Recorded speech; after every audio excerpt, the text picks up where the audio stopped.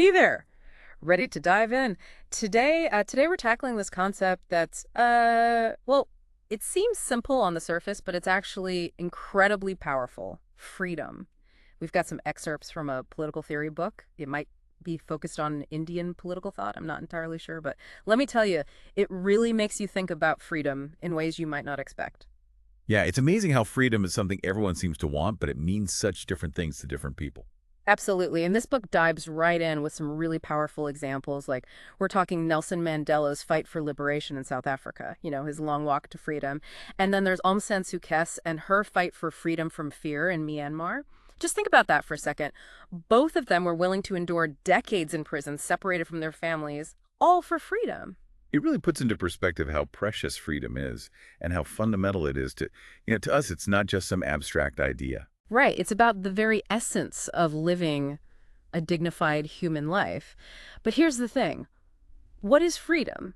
It can't just be doing whatever you want whenever you want, right? What's the book say about that?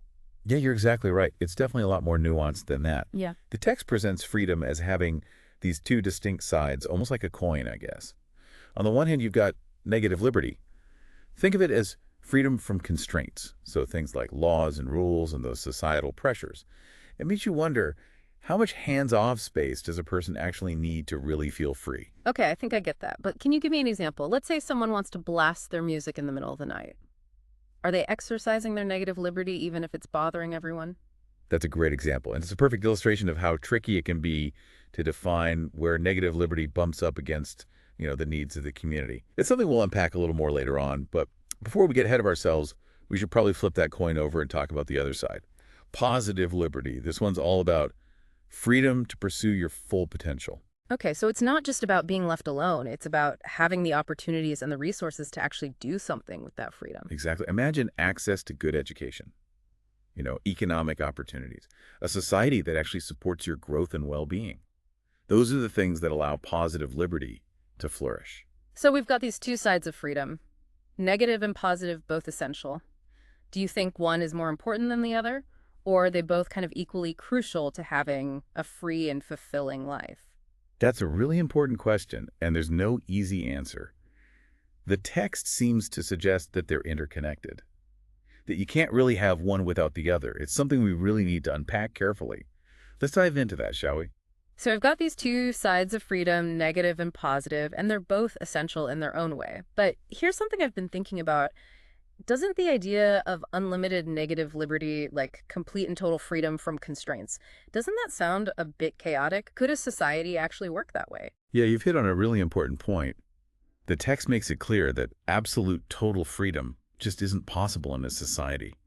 We need rules. We need boundaries to keep things from falling apart, descending into chaos. Right. It's like imagine a world with no traffic laws. Or, I don't know, something a bit more lighthearted, like trying to get your friends to agree on a movie to watch without some kind of system for deciding.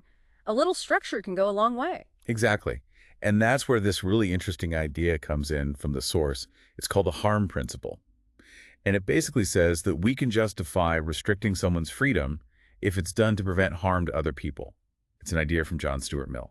That makes sense. So like with my example earlier about someone blasting music late at night, it's annoying for sure, but does it actually cause harm? How do we even decide where that line is? That is the question, isn't it? The text even uses that example of loud music. Right. It's disruptive, definitely. But is it really harmful enough to justify legal action? Maybe not social pressure, though, like neighbors expressing their annoyance. That might be a more fitting response in that case. So it's all about this balancing act, right? Between individual freedom and what's good for the community, which I imagine can get really complicated when you're dealing with real life. Oh, absolutely. It's a constant give and take. Yeah.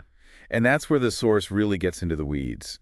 It starts exploring this gray area of justifiable versus unjustifiable constraints on freedom. And it uses examples like dress codes. Dress codes. Now that's interesting. Tell me more about that. Sure. So the text gives a bunch of examples. It talks about things like, when Mao suits were required in China. And then it talks about more modern debates over what athletes like Sania Mirza wear. Even school uniforms are mentioned. It all boils down to this question.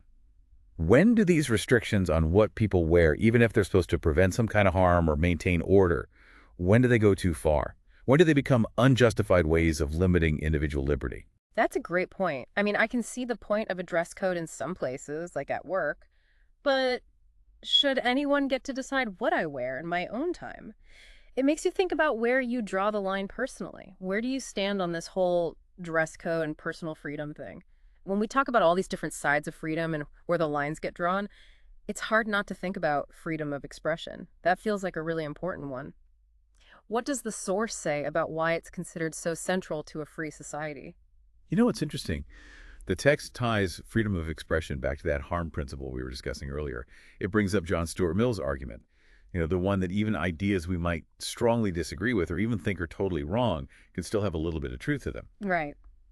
And what's even more important, he says, by openly debating these ideas, even the ones we don't like, Hmm. we can actually make our own beliefs stronger and clearer. It's like that saying, I disapprove of what you say, but I will defend to the death your right to say it. Well, maybe without that whole to the death part, but you get what I mean. Yeah. But seriously, at what point do we draw the line? Because the source also mentions this whole banning dilemma. Yeah, and it uses some really tough examples. Yeah. We're talking about controversial books and films that people wanted to ban, like Deepa Mehta's film about widows in Varanasi or Salman Rushdie's The Satanic Verses. These cases really make us think about this question. Is it ever right to censor artistic expression, even if it makes some people uncomfortable or goes against their beliefs? What do we lose as a society when we start going down that road of censorship? That's a tough one. Personally, I can't imagine someone telling me I'm not allowed to read a particular book. But then again, what about a book that's full of hate speech or encouraging violence? It's easy to support freedom of expression as a concept, Mm. but when you look at real life examples, things get a lot more complicated. It feels like there's this constant push and pull between individual rights and the potential harm something could cause. Absolutely. And the text seems to suggest that navigating that complexity is where individual responsibility comes into play. Yeah. It emphasizes this idea of freedom's responsibility as being super important. So it's not just our right to have freedom, but also our responsibility to really think critically about how we use it and how it might affect others. Exactly. And the text highlights the role of education in all of this. It stresses how important it is to teach critical thinking skills from a young age, teaching people how to evaluate information, to consider different perspectives, to form their own opinions based on facts. Because if true freedom means having both the absence of constraints and the ability to make good, responsible choices, well, then we need to cultivate that in ourselves and in the next generation. That's a powerful point to wrap up on. It's really got me thinking. So, to everyone listening, we'll leave you with this. In a world flooded with information, often trying to tell you exactly what to think, how are you sharpening your own critical thinking skills? How are you using your freedoms responsibly, not just for yourself, but for the good of your community and the world around you? That's something worth pondering, isn't it?